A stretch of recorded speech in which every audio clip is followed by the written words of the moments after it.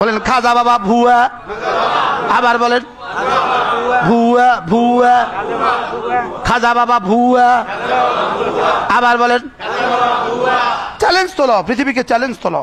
আল্লাহর দান রাসূলকে দিয়া, আল্লাহর দান রাসূলকে দিয়া, আল্লাহ গেলেন গায়েব হইয়া, রাসূলের দান খাজারে দিয়া, খাজা গেল আজমিরে।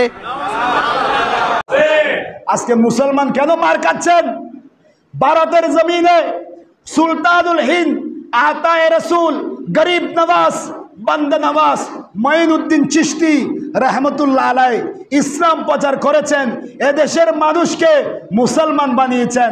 আর মসজিদের ভিতরে ঢুকে বসে একজন আলেম মুনাফিক এতকাব অবস্থায় বলতেছে খাজা বাবা বুয়া। খাজা বাবা বল নাকি বুয়া? এদেশের মধ্যে কি ওলি আল্লাহরা এমনি এসেছেন?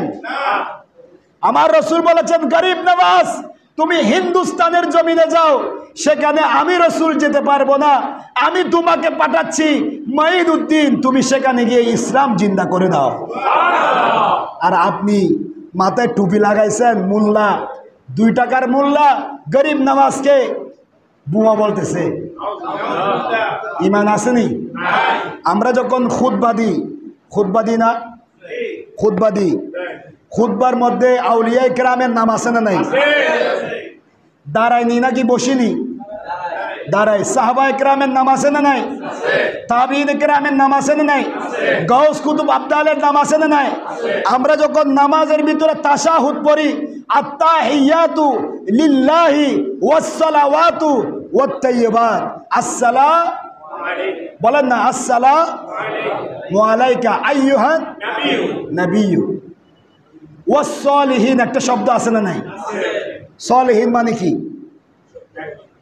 আল্লাহর অনুগ্রহ নেক বান্দা। আল্লাহর অনুগ্রহ নেক বান্দা কারা?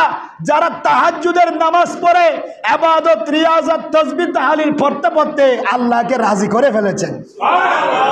আর আল্লাহ তাদের উদ্দেশ্যে বলেছেন, আলা ইন্না আউলিয়া আল্লাহি লা খাউফুন আলাইহিম ওয়ালা হুম ইয়াহজানুন।